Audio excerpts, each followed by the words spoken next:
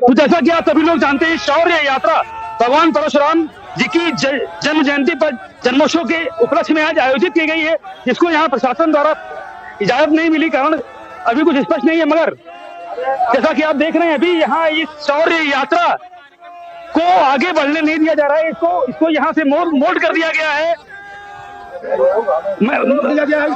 और इसका हम पुरजोर विरोध, और ये इको गार्डन के भीतरी हिस्से की तरफ मोड़ दिया गया है, और इनको जहां तक जाना था यहां तक जाने नहीं दिया जा रहा है। हालांकि यहाँ पर कोई इस तरह की विवादित स्थिति नहीं बन रही है। प्रशासन, पुलिस और पदाधिकारियों से लगातार ये जो है बातचीत चल रही है, और ये लोग आगे जाने का स्थान मांग रहे हैं, मगर प्रशासन के द्वारा इनको आगे जाने नहीं दिया जा रहा है। तो क्या ऐसा कारण है कि प्रशासन इसको आगे नहीं बढ़ने दे रहा है? जो शौर्य यात्रा है, प्रशासन इसको आगे जाने से आप लोगों को मना कर रहा है। नहीं, आप लोग पत्रकार हैं, आप देख रहे हो करणी सेना ने आगरा में जो उत्पात मचाया है। करणी सेना जगह जगह जो उत्पात कर रही है, तलवारें, बल्छी, भाला लेके चल रही है। ब्राह्मण तो निहत्थे हैं, हमारे लोगों के हाथ में कुछ नहीं है। उसके बाद पैदल भी हमको जाने नहीं दे रही। तो देखिए, पैदल भी प्रशासन आगे नहीं बढ़ने दे रहा है, और उनका साफ कहना है कि करणी सेना के द्वारा जिस तरह से शस्त्रों का भी प्रदर्शन किया गया, उनको कोई रोक नहीं पाया है, मगर ये भेदभाव यहाँ पर किया जा रहा है। सर, ये क्या कारण है कि शौर्य यात्रा को आगे नहीं बढ़ने दिया जा रहा है? क्या कारण हो सकते हैं? देखिए, सदैव से जो है ब्राह्मणों का, जब से ये प्रशासन को मैं देख रहा हूँ, ब्राह्मणों को पता नहीं क्यों दबाने का प्रयास हो रहा है। ब्राह्मण इनका सबसे बड़ा वोट बैंक है, लेकिन ब्राह्मण अपनी एकता का प्रदर्शन न करे, ब्राह्मण अपनी शक्ति का प्रदर्शन न करे, ये शासन की हमेशा मंशा है। यहाँ तो शक्ति प्रदर्शन की कोई बात नहीं हो रही। शक्ति प्रदर्शन नहीं, किसी तरह का हथियार नहीं, फिर भी आगे बढ़ने से रोका जा रहा है, क्यों? नमस्कार, कौशल उद्घोष न्यूज में आप सभी का एक बार फिर से हार्दिक स्वागत और अभिनंदन करते हैं। आज परशुराम जयंती या परशुराम जन्मोत्सव का पर्व है, जो कि विष्णु भगवान के छठे अवतार हैं। आज उत्तर प्रदेश की राजधानी लखनऊ के इको गार्डन में यहाँ पर एक कार्यक्रम आयोजित किया गया है। एक बड़ी विशाल रैली, शौर्य यात्रा का आयोजन किया गया है, और भी बहुत सारे कार्यक्रम यहाँ पर आयोजित किए गए हैं। हमारे साथ मौजूद हैं यहाँ पर ब्राह्मण समाज से जुड़े हुए कई मुख्य चेहरे, जो कि प्रतिनिधित्व करते हैं ब्राह्मण समाज का। आइए इनसे बात करते हैं, जानते हैं इस कार्यक्रम के बारे में। सर, ये कार्यक्रम कईयों सालों से चलाया जा रहा है शायद, मेरे ख्याल से। ये इस कार्यक्रम के बारे में कुछ बताइए, आज क्या क्या कार्यक्रम आयोजित किए गए हैं श्री परशुराम जन्मोत्सव के अवसर पर? भैया, सबसे पहले तो परशुराम जयंती पर, अक्षय तृतीया पर सब पूरे ब्राह्मण समाज को मैं शुभकामना देता हूं। और इस दिवस को हम लोग शौर्य दिवस के रूप में मनाते हैं, जिसको आज हम लोग शोभा यात्रा के रूप में निकालना चाह रहे थे, लेकिन किसी कारणवश जो है परमिशन न मिल पाने से अब थोड़ा सा कार्यक्रम में चेंजिंग हुई है। और अक्षय तृतीया पूरे विश्व में मनाया जाता है। ये हम लोगों के ब्राह्मण समाज के लिए बहुत बड़ा गौरव का वो विषय है कि जिस तरीके से इसको अक्षय तृतीया को और परशुराम जयंती को हम ही लोग नहीं मनाते, पूरा विश्व मनाता है। और इस समय हम लोग पूरे देश को, सभी ब्राह्मण समाज को, जो जहाँ जहाँ लोग हैं, सबको शुभकामना देते हैं।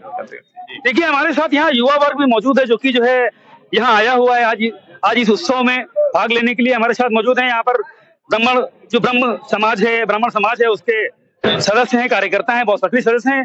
ज्ञानेश मिश्रा पश्चिम विधानसभा क्षेत्र से आते हैं। गणेश जी, आज जो यहाँ कार्यक्रम है और यहाँ लोगों में बड़ा उत्साह देखने को मिल रहा है, तो कुछ इस बारे में बताएं। कार्यक्रम ये कितने सालों से हो रहा है, या क्योंकि जो मैं भीड़ देख रहा हूँ, तो लग रहा है मुझे कि यहाँ प्रोग्राम काफी सालों से कार्यक्रम आयोजित किया जा रहा है, और यहाँ की एकता अखंडता देखकर काफी एक अच्छा माहौल सा बन गया है यहाँ पर। ये प्रोग्राम शौर्य यात्रा जो निकाली जा रही है, ब्राह्मणों को जोड़ने के लिए बनाई जा रही है, और इसीलिए इस यात्रा को निकाला जा रहा है। और जितना भी ज्यादा लोगों को जोड़ सकते हैं, इसीलिए ये शौर्य यात्रा हम लोग निकाल रहे हैं, क्योंकि ब्राह्मण एकत्र करना जरूरी हो गया है, क्योंकि ब्राह्मणों की कहीं भी सुनवाई नहीं हो रही।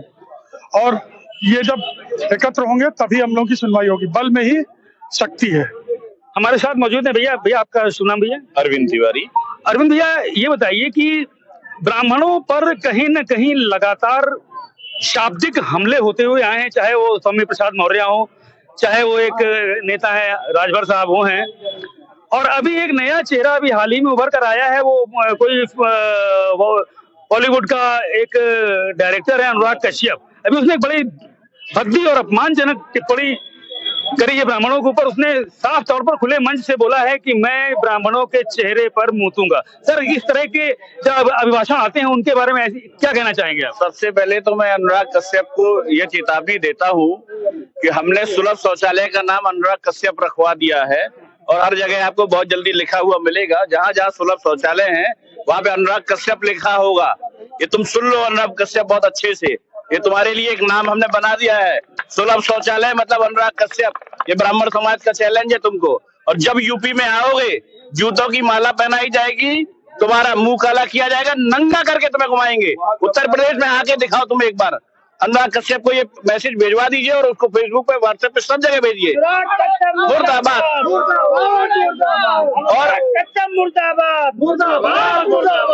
और ये जो कुछ लोग बोल रहे हैं ना, ब्राह्मण समाज को हमेशा बोलते रहते हैं कि वो बहुत सारी बातें कही जाती हैं।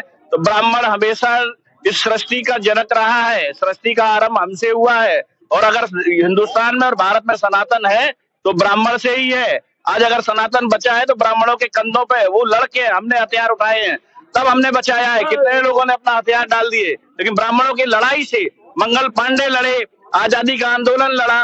कौन सी लड़ाई? रानी लक्ष्मीबाई लड़ी। किसने लड़ाई नहीं लड़ी? ये लड़ाई जो देश की है वो ब्राह्मणों ने सबसे पहले सबसे आगे खड़े होकर लड़ी है। हमारे साथ में देख रहा था यहाँ पर संत समाज भी मौजूद है, मैं उनके पास जाना चाहूंगा। मैं कैमरामैन से आग्रह करूंगा हमारे कि यहाँ पर आइए। महाराज जी, आज ये बहुत बड़ा आयोजन है, भगवान परशुराम जी का जन्मोत्सव है। आज उत्सव मनाया जा रहा है, बड़ा हर्ष और उल्लास देखने को मिल रहा है। मगर एक चीज कभी न कभी खटकती है कि जो देश के राजनेता हैं, इनमें से कुछ नेता ऐसे भी हैं, स्वामी प्रसाद मौर्य जैसे, रामाचल राजभर जी जैसे, ये कि लगातार कहीं न कहीं ब्राह्मणों के ऊपर टिप्पणी करते रहते हैं, जो कि बहुत ही भद्दी और बहुत ही निंदनीय होती है। क्या कहना चाहेंगे इस बारे में?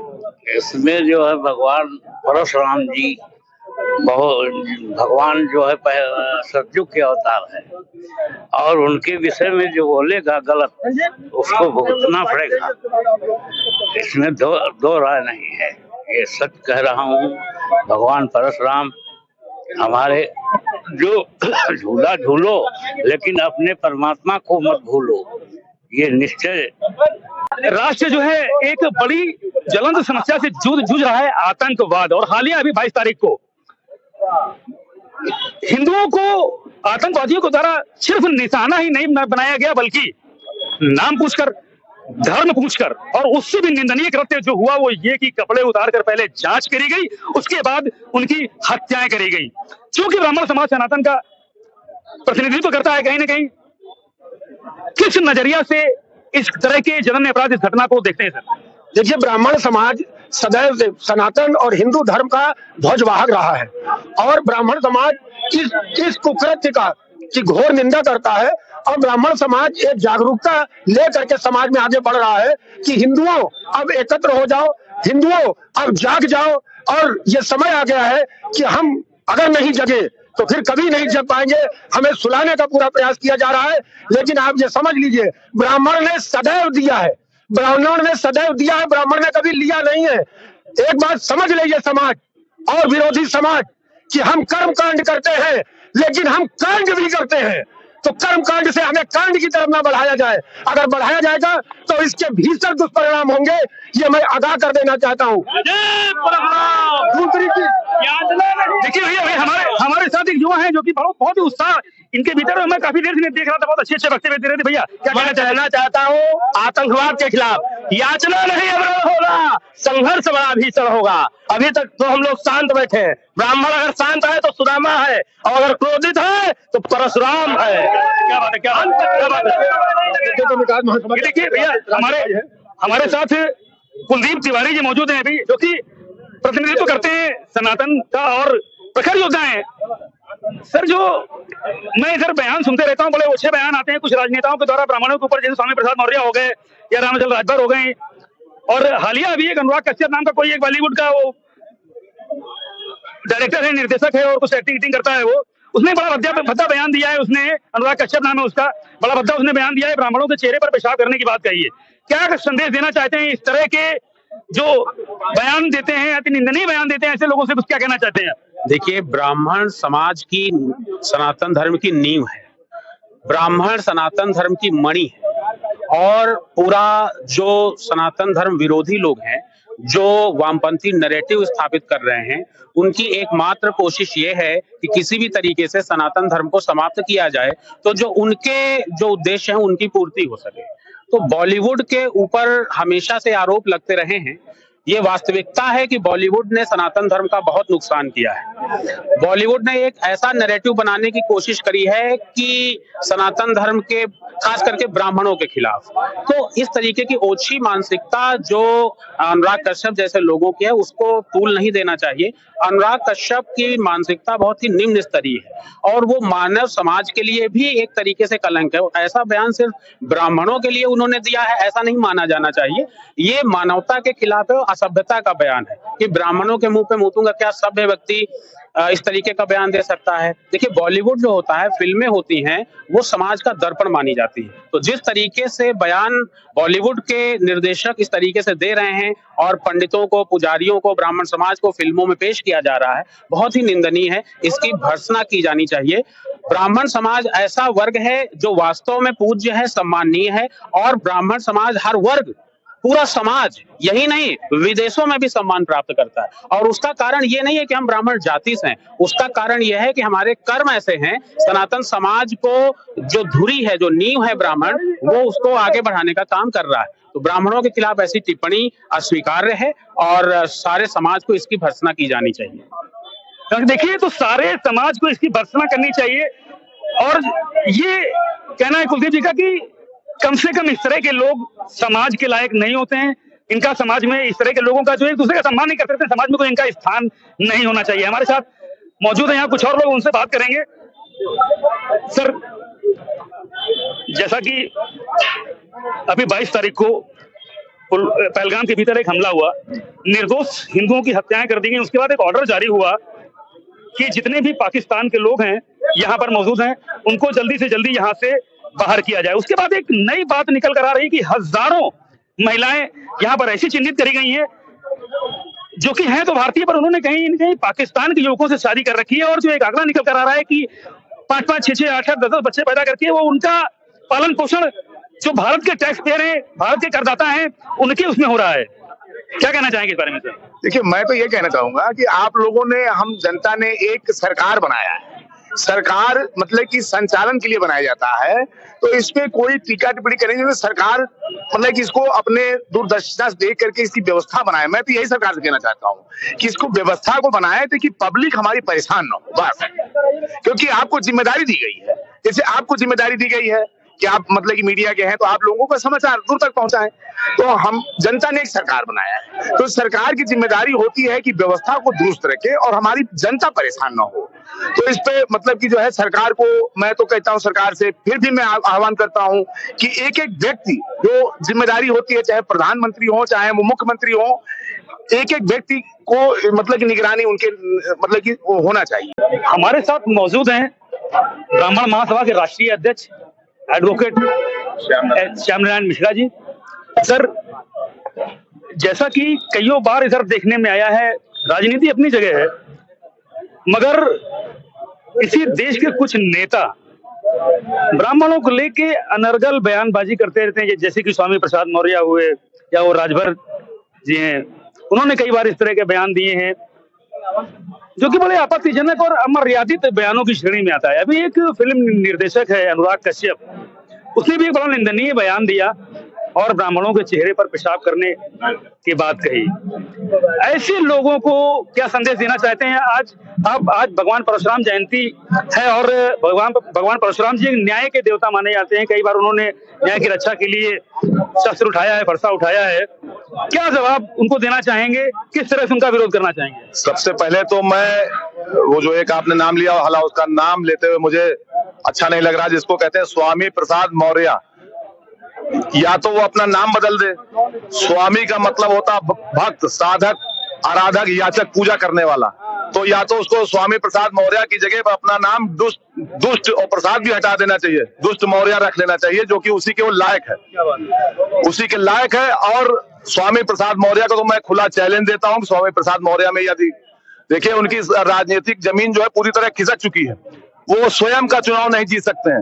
वो उनके पुत्र और बेटी भाजपा से लड़के चुनाव जीते, उसके बाद ये भाजपा में रहे, तो दल बदलू आदमी जो बेसलेस आदमी है तो उसको हम लोग उसकी बात करके उस दुष्ट मौर्य की बात करके उसको हम लोग हाईलाइटेड नहीं कर सकते। तो उस दुष्ट को हमारे संगठन की तरफ से खुला चैलेंज है कि दुष्ट आए हमारे साथ कम से कम वो वार्तालाप करे। अगर वो वार्तालाप में सफल हो जाएगा तो हम मान जाएंगे बहुत बड़ा काबिल है। एक शब्द उसको बोलना नहीं आता है। सा को वो जहां पे सा का प्रयोग करना वहां पे वो शाह का प्रयोग करता है। तो ऐसे मूर्ख के बारे में हम जैसे बुद्धिजीवी वर्ग से कहना कतई उचित नहीं है और उसका नाम लेना भी कतई उचित नहीं। दूसरी चीज मैं आ जाता हूँ अनुराग कश्यप।